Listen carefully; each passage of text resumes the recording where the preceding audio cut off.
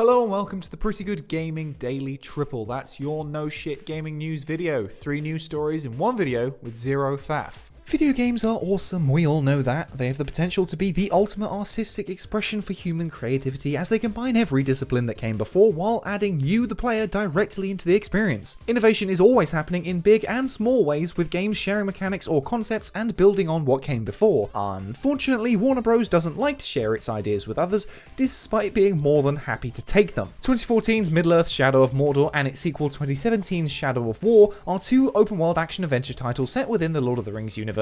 But what set them apart was the Nemesis system. This system was absolutely amazing and elevated the games far above the rest of their admittedly generic features. Warner is unwilling to let anyone else play with its toys though, as after several years of trying, it has finally acquired the patent to the Nemesis system, therefore making it almost impossible for any other games to use something similar. The patent was filed as Nemesis characters, Nemesis forts, social vendettas and followers in computer games, and has finally been approved after years of trying since 2015. In case you don't know, this system allowed NPCs to remember your past encounters and evolve as time goes on. They would react to how you beat them in combat, how they beat you in combat, interact with other orcs, and even sometimes come back from the dead. In an otherwise by-the-numbers open-world franchise, this system elevated the game to be something truly unique, and several years later, still nothing is like it. This made every person's playthrough completely unique, and while you're meant to be fighting against the series' baddie Sauron, it will be your personal relationships with different orcs that fuel your vendetta. Developer Monolith Productions created this groundbreaking system, and since Warner owns the studio, it owns that system. Warner will hold the patent from February 23rd this year, potentially all the way through to 2035. Now, let's just be fair to the enormous corporation which owns so much of the entertainment industry. Warner has every right legally to protect its assets and secure patents of the products it creates and innovates with. That is totally legal and understandable because, after all, they paid for it, so they should be able to protect it.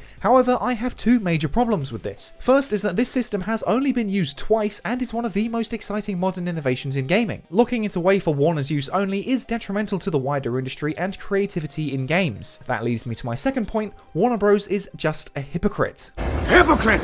Shadow of Mordor and Shadow of War are very generic open-world games that massively rip off games like Assassin's Creed, with its towers to unveil the map, focus on stealth, and most obviously climbing mechanics. It's only this Nemesis system that makes it unique. Warner was perfectly happy to take all of those features and many more, but refuses to share the one thing it gave back to the industry. It's also even more ironic when you consider that this isn't a new original IP. It's based on Lord of the Rings. Warner may own it, but they definitely didn't create it. In an industry which is leaning more and more heavily on tightly scripted cinematic experiences, many gamers are crying out for more emergent and sandbox gameplay experiences again. The Nemesis system was exactly that, but now it's been locked inside and can't play with the other kids. Again, Warner is well within its rights to do this, but I think it's bad for the industry, and walling off some of the industry's biggest innovations is counterproductive. That's not to say that Warner won't reintroduce it into some of its own games, or that it won't license it out to third parties, but both of those do seem a bit unlikely. The patent itself is currently unviewable for some reason, but IGN described it as obtuse. The short version is that the patent covers a system featuring procedurally generated NPCs that exist in a hierarchy and interact with and will remember the actions of players, have their appearance/behavior altered by players, and whose place in that hierarchy can change and affect the position of other NPCs in said hierarchy.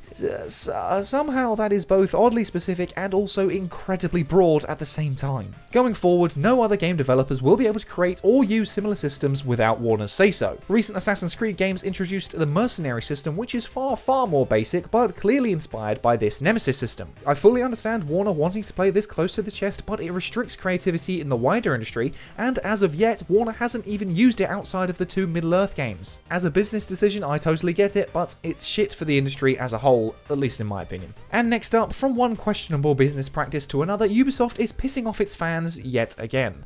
Wait, why is this news? Why the hell am I covering it? I thought the most recent Assassin's Creed Valhalla game was actually pretty decent at its core, but it was filled to the brim with bugs and the storyline was a real slog. Despite the overstretched story, there is loads of content to sink your teeth into, and it has kept people playing. This long story isn't actually in service of creating a compelling narrative, but instead to give you more time to spend on the game's numerous microtransactions. In a Reddit thread with over 5,500 upvotes, user Zwaza expressed his frustration with Ubisoft and the game for its egregious use of massive microtransactions. This is absolutely nothing new to the industry and certainly not to Ubisoft, but the game is seemingly seeing more and more paid content added, and the problems with this don't seem to be getting enough traction. According to the post, the game now has 9 premium armor sets, which is the same amount as in the base game. These armor microtransactions are something I brought up in my review, and before you say, oh, it's only cosmetic, who cares, I'll remind you that these armor sets have stats associated with them. That means they literally have gameplay effects beyond just changing Eivor's visuals, and Zwaza even suggests that some are overpowered. Personally, I wouldn't know because obviously I've not been buying into that shit, but it really doesn't sound too hard to believe. Most of us are almost entirely desensitized to this kind of garbage, but it's exactly this kind of behavior that needs to be brought to attention again and again. No meaningful additional content has been introduced beyond these stupid microtransactions, many of which are still incredibly expensive. Some of the armor sets you can buy in the game cost 2,000 in-game currency, which will cost you £16 to get hold of. That's for one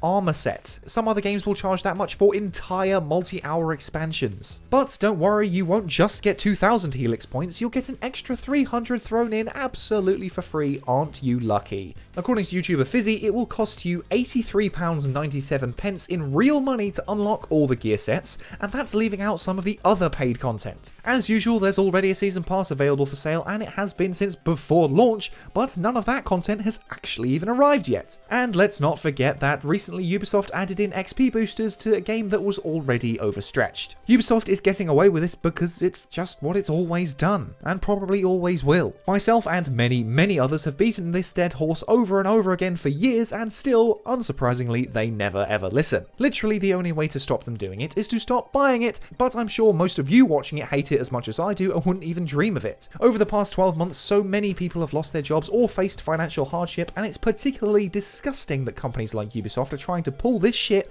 when many are at their most vulnerable. Game sales have blown up more than ever before due to Foster's Fever, more on that in a bit, and Assassin's Creed Valhalla is literally the highest selling game in the franchise. Don't hit me with the, well, they need to make money somehow bullshit. They're trying to exploit people and they know it, so f**k them. Also, their customer service is absolute shite. That's just a little side note there for you. And finally, building on the idea that games are doing better than ever this year, Steam just broke its concurrent user record yet again. Yesterday, the PC gaming platform reached 26.4 million concurrent users. The record has been broken repeatedly due to more people being stuck inside and spending more time gaming. Most recently, the record sat at 25.4 million in just this January. How the hell is it February already? What's happening? This concurrent user figure doesn't specifically mean that there's that many people playing games at the same time and only refers to those logged in, but it's still very impressive nonetheless. In terms of monthly users, Steam hit 120 million in January too, while both Sony and Microsoft both have over 100 million monthly users on their respective services. We haven't had any real heavy hitters yet this year, so it will be interesting to see how games like Halo Infinite or Horizon Forbidden West boost these numbers. Well, that's if either of them actually make it out this year. And that's it for today. If you like this no shit format, go ahead and give the video a like to give it a boost, hit subscribe and the bell to stay notified about all future installments. Toss a coin to your YouTuber over at patreon.com/prettygoodgaming. I've been Henry Cooper. That's all for today. Bye for now.